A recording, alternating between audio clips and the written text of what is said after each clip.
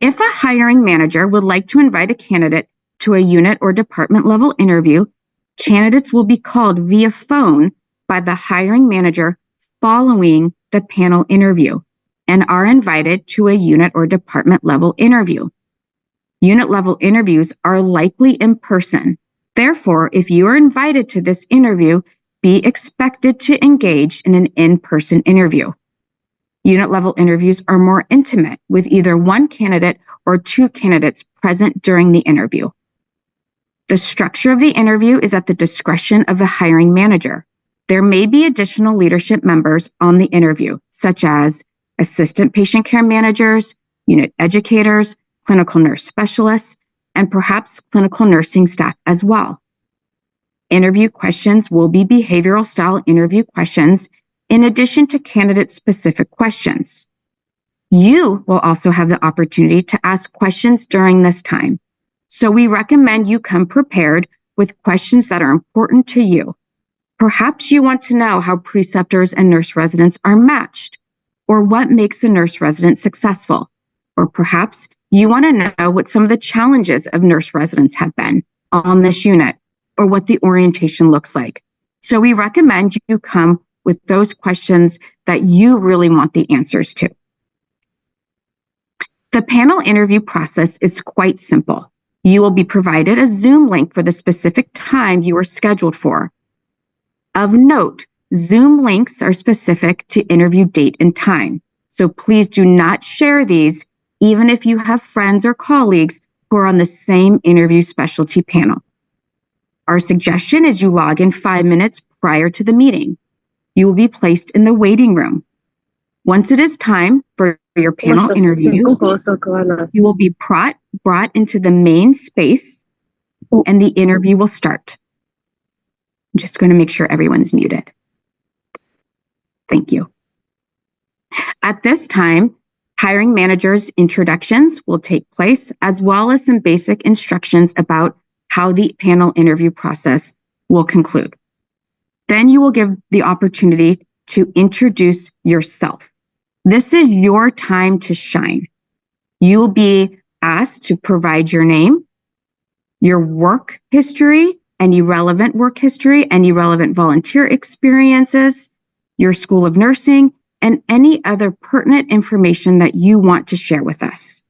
This is your opportunity to connect and share information, and it is your first impression. So we welcome you to be excited to share who you are and share all those unique qualities and the unique experiences that make you who you are. We do remind you that our answers should be about 2 minutes in length, and so we encourage you to practice your introduction so you are able to keep it as clear and concise as possible. Behavioral style interview questions will follow. You will have to answer a total of 4 behavioral style interview questions. Note that interview questions are asked in a rotational sequence so that each candidate will have the opportunity to be the first to hear and respond to a question, but only one time. The remaining 3 questions that will be asked, you will have already heard as they were asked to another candidate on the panel.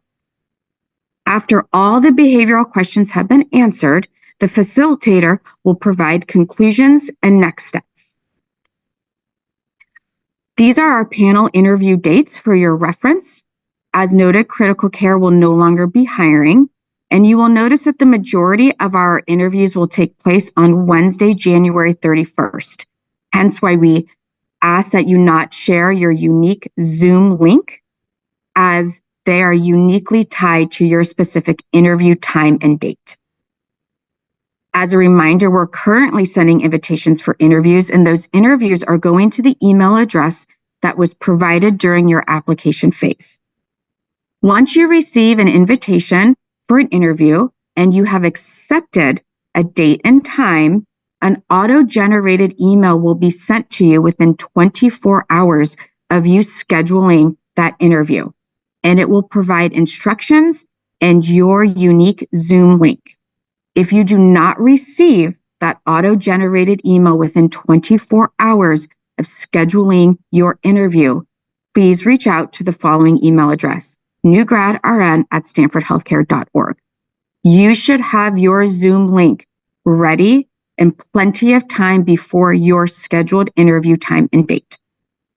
As a reminder, following phase 1, which are the panel interviews, phase 2 will occur, which are those unit and department level interviews.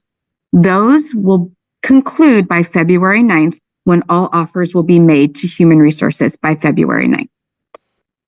So let's talk a little bit about behavioral style interviewing. Behavioral style questioning focuses on a candidate's past experiences.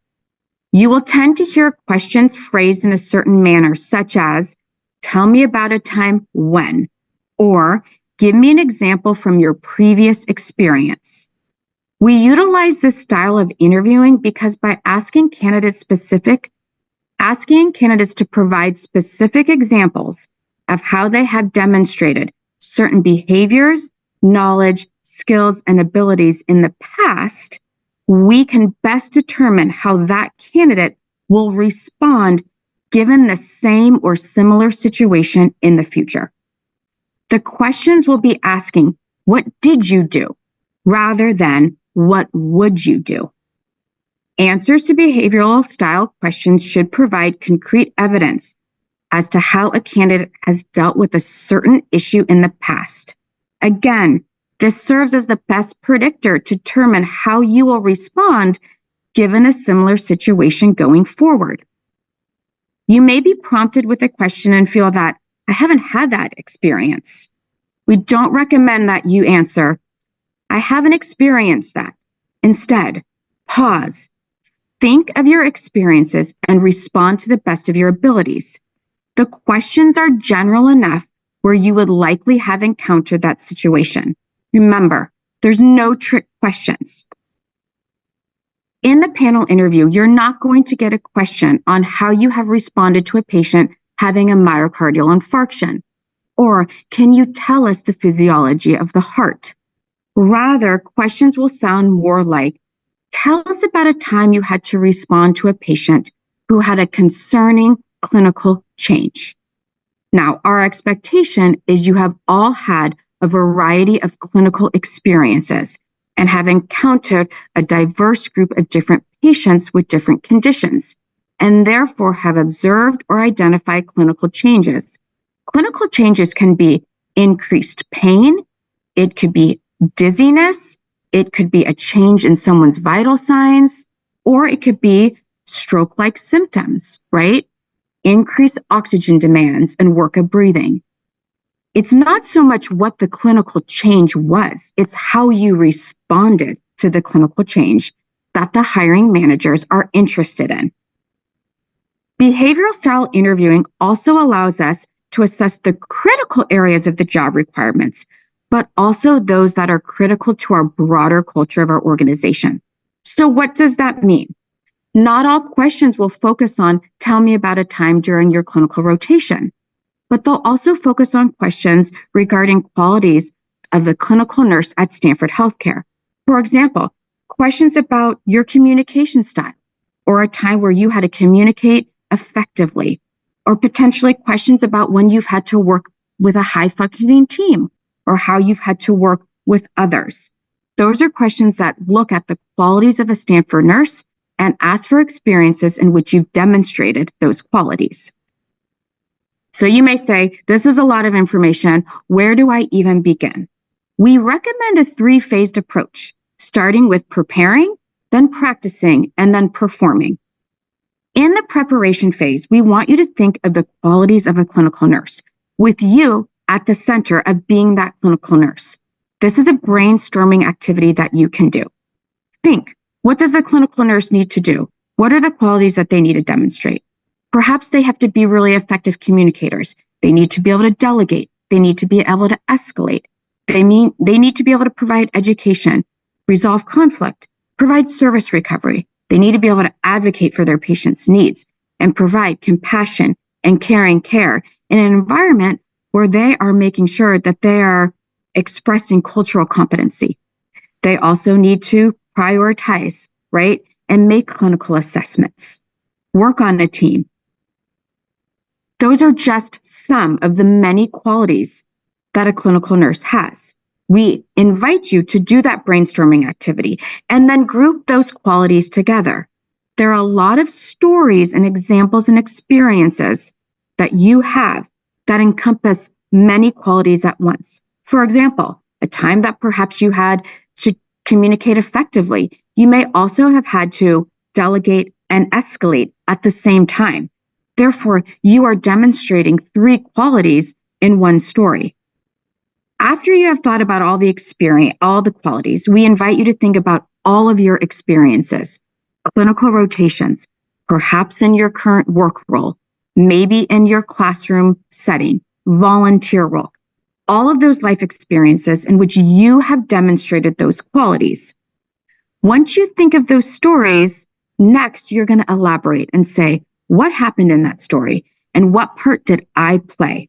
That's crucial because remember, you are the one being interviewed. So if you are part of the story and you are the center, that's great. But if all of a sudden the story shifts, perhaps your preceptor, and now they're driving the care and they're the one who is responding and they're the one who's demonstrating the qualities, then the audience shifts to them. The goal is to remember that you are the one being interviewed, so you want to show how you demonstrated those qualities in that situation. And then you want to think, what was the outcome? How do I end that story? When you think of these responses, I encourage you to think of an Oreo cookie, maybe like a triple stuffed Oreo cookie, with the story and the outcome as the chocolate cookie and your response, how you demonstrated the qualities, how you solved the problem, how you responded to the situation as the center part. That is the part that is being assessed. That is the part that's being evaluated. Your story is your unique experience, but how you responded to it, the creativity and innovation that you used, the resources that you utilized, what tools did you pull from? That is what's being assessed. So we encourage you to really focus on the action that you took and the response that you made when you were answering these questions. Next is the practice portion, right? We highly encourage that you practice before any interview. Review the stories and experiences that you have come up with so you feel comfortable with them. Choose stories that are not overly complicated. Usually, the more complicated the story, the more complicated the response, right? And that sometimes is difficult to articulate in a 2-minute window. So we encourage you to think of a story that answers the question and sets the scene, and then spend the majority of the answer with how you responded. Again, ensure you are that key player in those stories. We encourage you to write mock questions. You may think, how would I do that? Well, you take the qualities and you say, these are the qualities that I feel like represent a clinical nurse. And now I'm going to create a question.